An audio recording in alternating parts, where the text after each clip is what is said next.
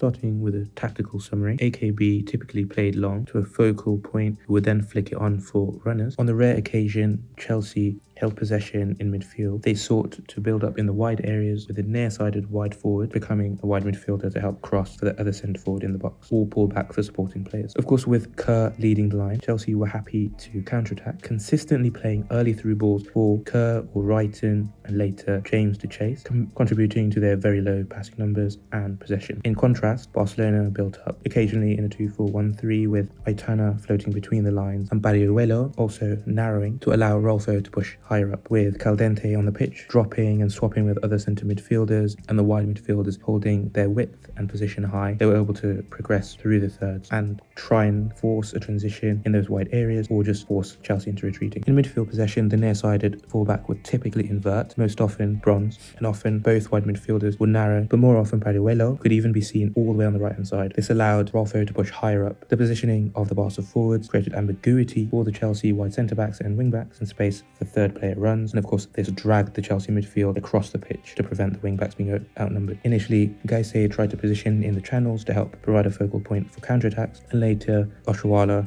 ran the channels and sought to combine with the left winger during counter-attacks. If you enjoy the content, please smash the like button and subscribe. We're going to start with this example in the 3rd minute with what I saw as a 3-2. Kira Walsh here has dropped into the back line, and she did that occasionally to help beat the Chelsea press, who sought to try and force retreats to Banos. So here we've got Barcelona able to release Lucy Bronze in that wide space, seeking to try and overload and outnumber the Chelsea wing back. Notice also how Rolfo is basically playing at left wing, and already Barriuelo is looking to try and narrow towards this right hand side, and the positioning of the near-sided forwards to try and make the life of the Chelsea backline more difficult. This being Chelsea in a back 5 with a midfield 3 and a 2-player forward line. I mean, during this play, Chelsea seek to be quite dynamic in their press, especially the midfield, looking to help the defenders press and harry towards the touchline. But we also see the combination of Barca players in that channel looking to try and release someone in behind. This then allows us to see Chelsea defend this for one, but we see what will become the pattern of this game, the Chelsea regaining possession and immediately playing a long ball for Wrighton and Kerr. So we see Kerr here contesting Mappy and unfortunately fouling her in the process. So we've got another example in the 9th minute with Barcelona gaining possession and us getting to see that 3-2 again, and the forward line looking to spread back across the pitch after overloading the left hand side. Eventually Barcelona playing towards the right hand side, they seek to stress test the space behind the wing backs this side and check whether Chelsea's defensive structure will shift across in time. And so we see that in the movement of Hansen towards the space in behind Carter, whilst Aitana pulls Carter away from that space. Of course, this is all happening in tandem whilst the midfielders of Chelsea are unaware of what's happening behind them beyond whatever's been communicated, and they're being drawn into trying to support this press towards Lucy Bronze. Unfortunately, Eriksson wasn't feeling quite up to tracking Hansen into that wide space. You can't blame her given the numbers Barca have centrally, but with Leopold's not tracking across and Kira Walsh on the ball, of course she's able to pick out Hansen and she's able to drive down the line. I think this intricate play is in stark contrast to Chelsea. Of course Cuthbert is particularly good at long balls, but I think Chelsea hugely missed their midfield maestro Ji So-young. Okay, so moving on to the 57th minute, we've got AKB playing a long ball for a flick on, and then we now have Lauren James on the pitch to partner Kerr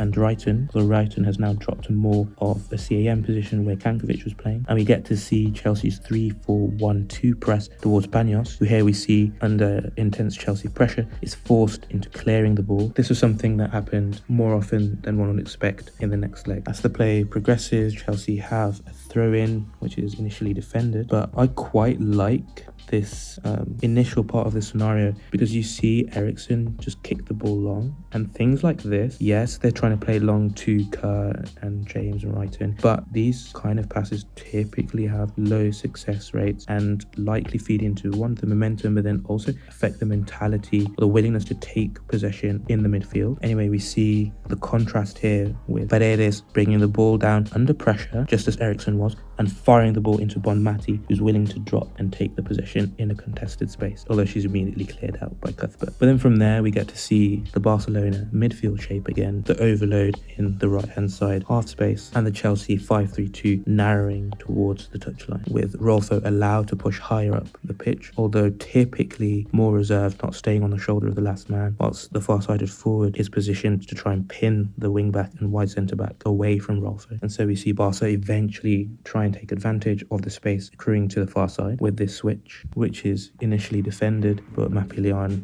counter presses and is able to win back possession. Okay, so I also wanted to have a look briefly at the scenario in the 69th minute, where initially we see Barca building up in their 3-2 shape versus the 3-4-1-2 press. Barca play it long, looking to go beyond the press. It's defended, but Barca have a throw-in, and Chelsea are able to win back possession and immediately seek to counter-attack. However, the counter-attack lacks the quality needed, and Barca regain possession. And with Chelsea having committed numbers up the pitch, one for the press and then for the counter-attack, they're left more exposed, and Graham Hansen isn't able to provide a decent cross of Baduelo, and so they're not able to score. Whilst I've shown Chelsea counterattacks that haven't succeeded, either because later in the game Lauren James sought to dribble but was tackled, or just wasn't able to combine, or because the long ball to flick on routine didn't work, I don't want to be too focused on the scoreline, because there were a few occasions where this routine app did work, such as the 25th minute and the 29th minute. Lastly, in the 72nd minute, I just wanted to have a look at Caldente's positioning and how she helped build up. We can see that here with her immediately seeking to drop from her centre forward position to help the 2-4 build up against the Chelsea press and try and draw the Chelsea defenders up the pitch, which creates space for the wide midfielders to operate in, which we continue to see throughout this build up. Here again, despite being pushed deeper, we've got her as a second midfielder with Kira Walsh. Unfortunately, on this occasion, Chelsea are able to regain possession, and from there they do their tried and tested technique of hitting an early through ball into the channel for Kerr to chase. Okay, and with that, thanks for watching. If you've enjoyed the video, consider giving it a like, sharing it on social media, subscribing, leave a comment on who you think is going to win this season's UEFA Women's Champions League, and with that, we're out.